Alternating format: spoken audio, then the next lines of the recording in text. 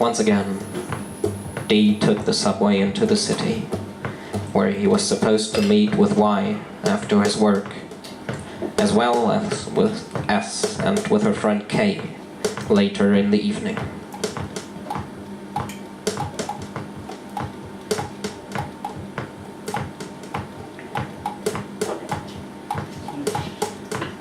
D had met K a few days ago, and although they had only exchanged a few words, he caught himself thinking about her quite often.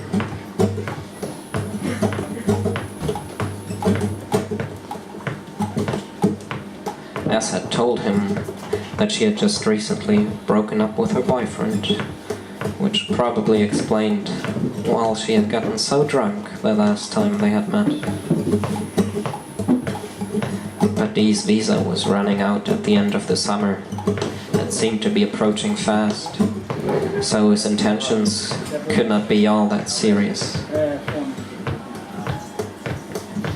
And again, maybe she wasn't looking for anything serious either after a breakup. Was just looking for some fun. D remembered the last time he had engaged in a relationship restrained by a departure date in this country, just to have some fun with a girl that had just ended a long and intense relationship as well. The fun had turned into pain rather quickly.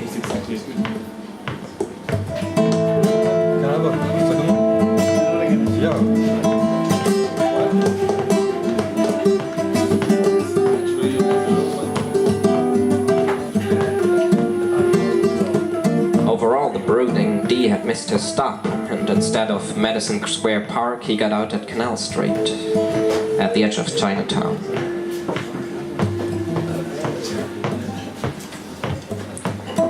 He walked down to the nearest park and lay down on a bench.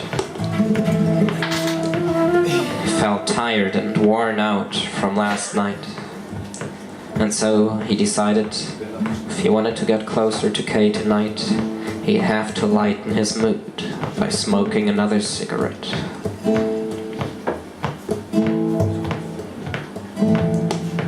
When he lit a thin cigarette, he felt a few raindrops falling on his face.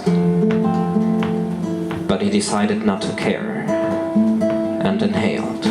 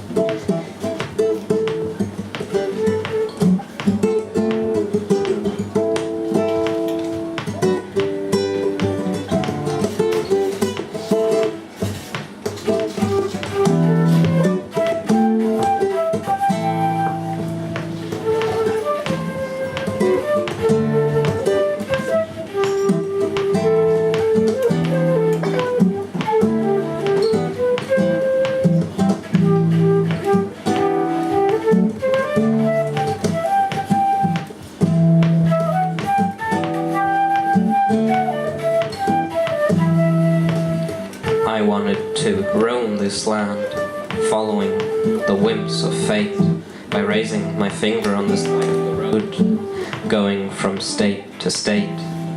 And whenever I would find love and life, I would linger. But now I feel the constraints of time, so I better hurry up with this rhyme. Better hurry up with my life, and give up on finding a wife.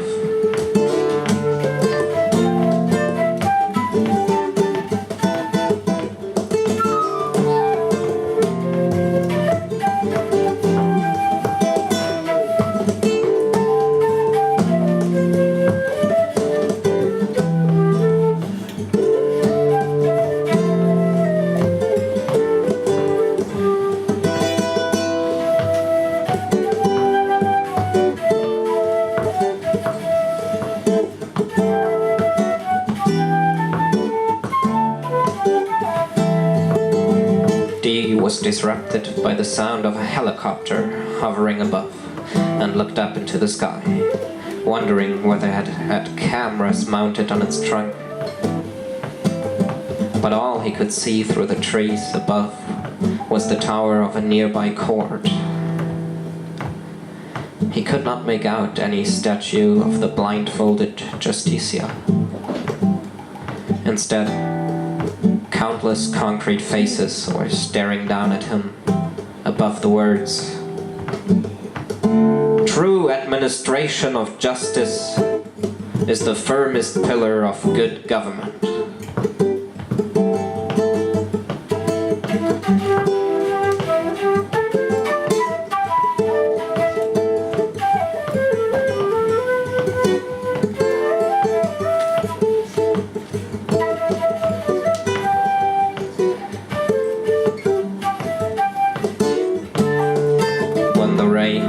Down harder, Dee got up and walked towards the building, hoping to find shelter beneath the stone colors. But when he approached the building, he noticed that it was fenced in, armed with countless cameras pointed right at him. When he turned around, he noticed that the newly erected Freedom Tower was rising into the sky right behind him.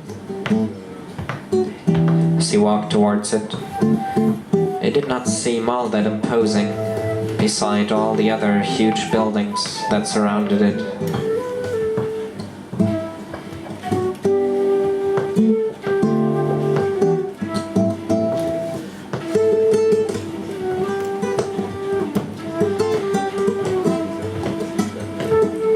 Taken more than a decade to build after the destruction of the twin towers that had once stood in this place. And when Dee arrived at its foot, he realized that the area was still a construction site, and even the tower itself had not been totally completed. While its glass body was mostly finished, almost disappearing into the blue and white sky behind it by reflecting the clouds, its socket had a gaping hole that was still being closed by construction workers on a huge lifting platform that dangled at its side.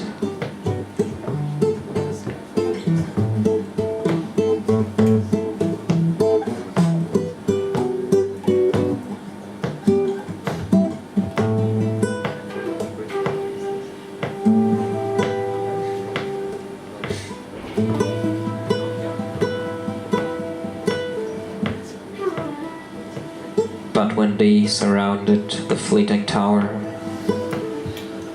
he realized that the memorial grounds for the destroyed building had been completed.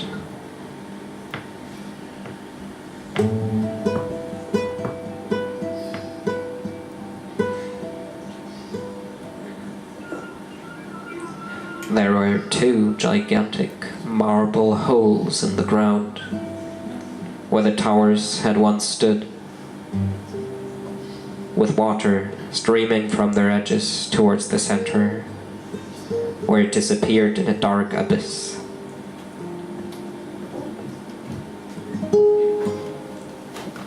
Sun rays were broken in the artificial waterfalls, causing small rainbows to appear in their midst.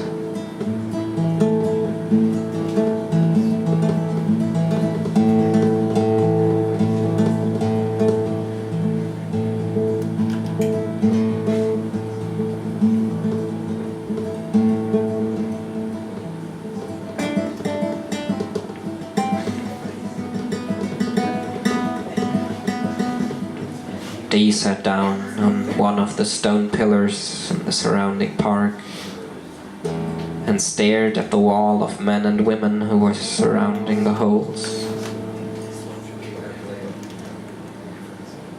This was where it had all happened.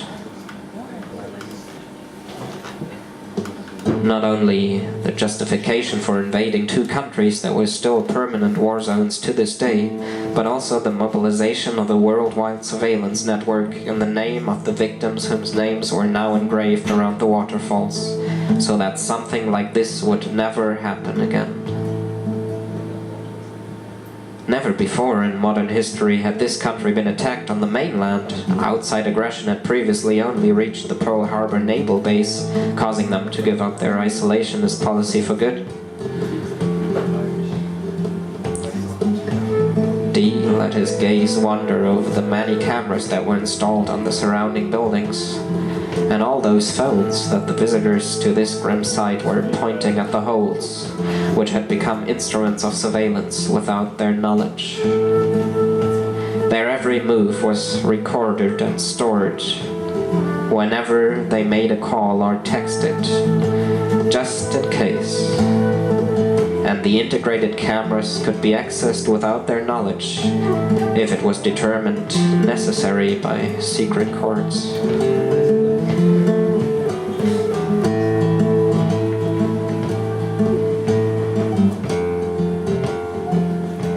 None of it had been able to prevent yet another mass killing at a marathon in a nearby city a little more than a year ago, though.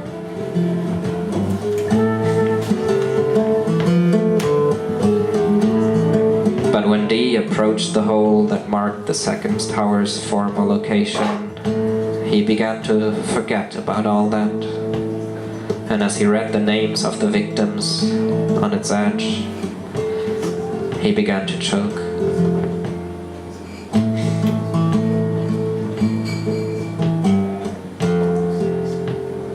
Then a message by Y ripped him out of his thoughts, telling him that he was done with work and on his way towards him.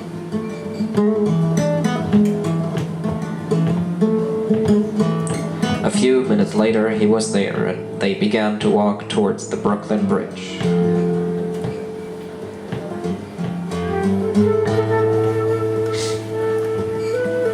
As they crossed it, D asked, "So, found any rich people today?" "Tons," Y answered and grinned. They arrived at the other side and began to roam the district that was placed right beneath the bridges.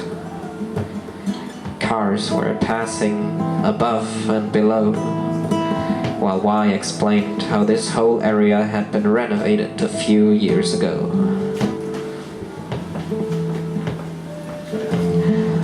"That's what gentrification can do for you," he said, when D noticed a bookstore in which he asked whether he could have a reading there sometime.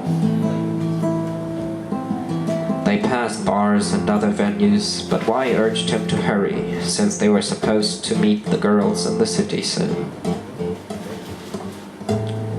After a quick stroll along the water, they headed to the nearest subway station and took a train back to Manhattan.